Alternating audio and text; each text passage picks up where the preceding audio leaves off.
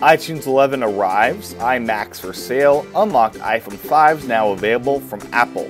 It's Friday, November 30th, 2012, and this is iWake. I'm Tim Chaten, and this is what's going on in the Apple world today. Good morning, everyone, and welcome to another edition of iWake. There has been a lot going on in the Apple world today. Today's show will concentrate just on what Apple's been doing.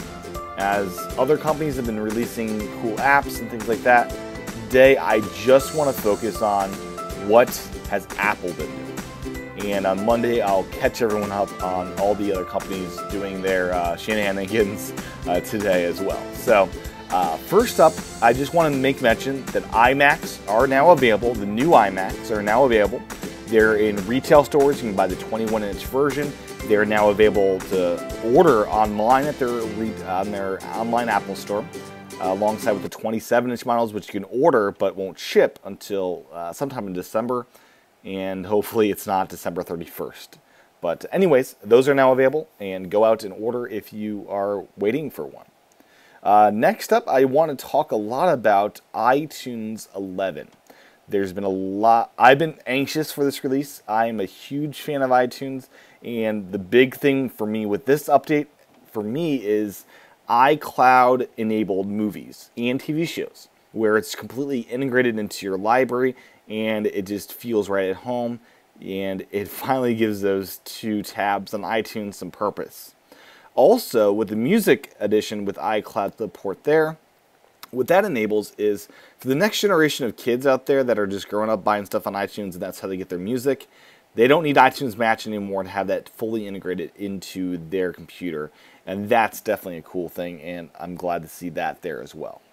So first up, let me just go over some different things about other updates that were released alongside of iTunes 11. First up is the Remote app, which is now in version 3.0.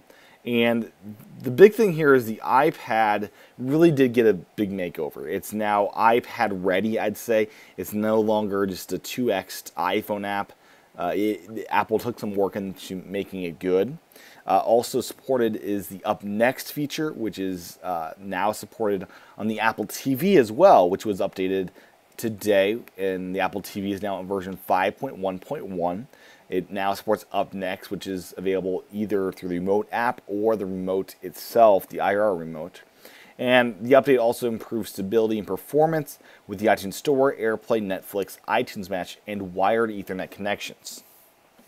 And I did all these updates today. I did the Remote app, I did the Apple TV update, and I did the iTunes update. All went flawlessly for me. Some are reporting that the Apple TV update did cause problems, but I've had no such issues, so I cannot report on that except to say others have had it. I myself have not had it. Now, let's dig into iTunes 11. What are the nitty-gritty things about it? What have I noticed about it? What have other people noticed about it? Let's first dig into what other people have noticed. First up is the way you can manually subscribe to a podcast has moved from the View tab, or the Advanced tab, my apologies, to the File tab. So that's how you're going to manually subscribe to a podcast. It got moved over there to File. Next up is the iTunes icon. It has been updated from black music notes to white music notes, which I don't think I've ever seen white music notes in music, so to speak. So it's just something of note there. If you're not seeing the updated icon, what you'll need to do is remove that icon from your dock and re-add the app, as that will force it to see the new icon there. Next up is a question that I had, is what do iTunes Extras do in this app? How is that supported? How does it denote those are there? Well, Apple did the very elegant thing of just simply stating under the title of the movie, iTunes Extra with a little cloud icon to download it. So if a movie does support iTunes Extras, it's there and easy to download. So very cool way they've done that. And it is leaps and bounds better than what was available before. Before, you just didn't really know which ones had extras unless you downloaded them fresh from the iTunes Store. Next up, I just want to go over how to get iTunes 11 looking like iTunes 10 did. So it's a pretty simple process to get that old view back. First, you click on Songs, then click up on the menu bar, View, Show Sidebar. That gets the sidebar back where you see devices and different things like that. And then you can click View, Show Status Bar to get that bottom indicator that shows number of titles and gigabytes and things like that showing. You can also show the column browser as well up top if you so desire. So that all is still there, and that functionality is there if you want it. Next in iTunes 11 news is a cool feature Apple added for redeeming gift cards. You can now, when you go to redeem a gift card on the Mac, you can say use camera, and it will use your iSight or FaceTime camera to actually capture and scan your gift card, so you don't have to deal with entering all those multiple of numbers. So this is a pretty cool feature, and just shows how awesome this the Mac has really become, or I guess Apple's really thought of things like this, and they've added this. So very cool thing there. Next up, let me dig into some tweets that I was tweeting out during the day as I noticed things, and during the evening as I've been playing around with this even more. First up is, I'm a huge fan that home videos have their own special place in iTunes now. In the past, all movies or videos kind of got thrown in the same place. You can kind of jerry-rig home videos as a TV season, things like that.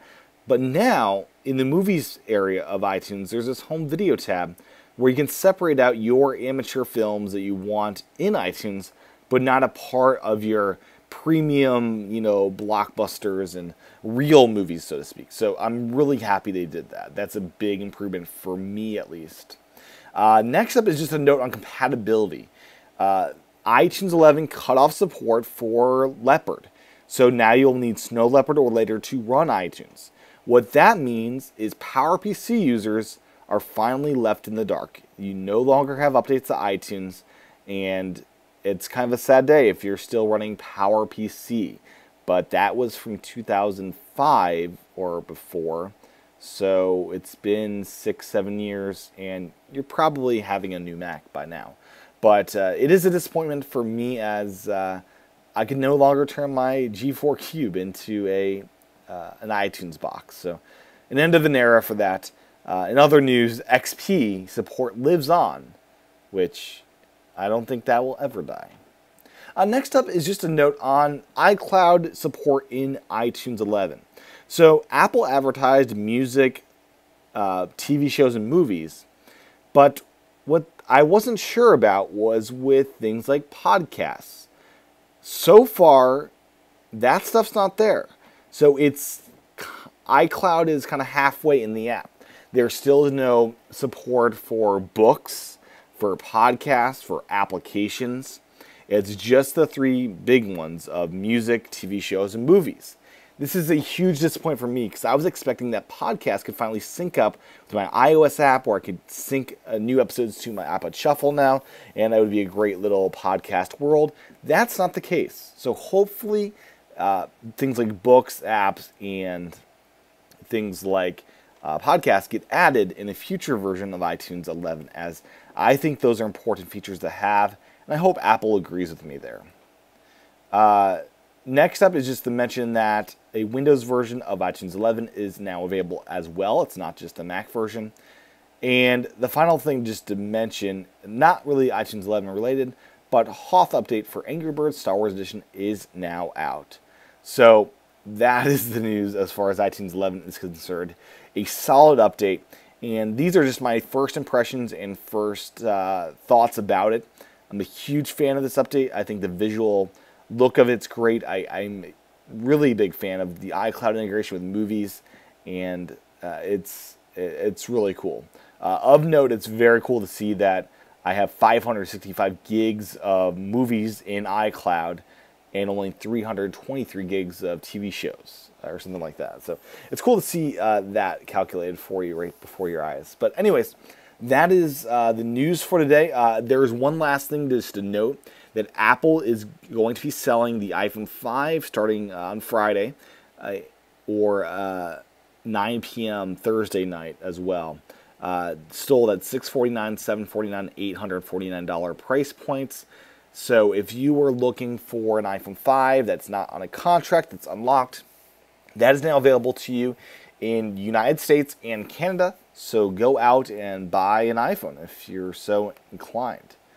That's the show for today. As I mentioned at the beginning of the show, there's another show right ahead on Monday where I take a look at what other companies were doing while Apple is busy releasing all sorts of goodness with iTunes 11 and the new iMacs and iPhone 5s, things like that. So stay tuned on Monday for that edition.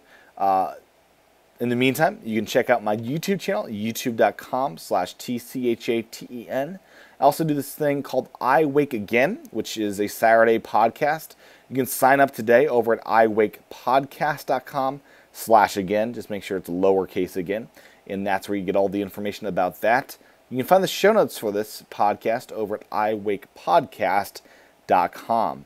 Thank you for tuning in today. I'll talk to everyone on Monday, and again, subscribers, tomorrow. Great weekend. Enjoy iTunes 11.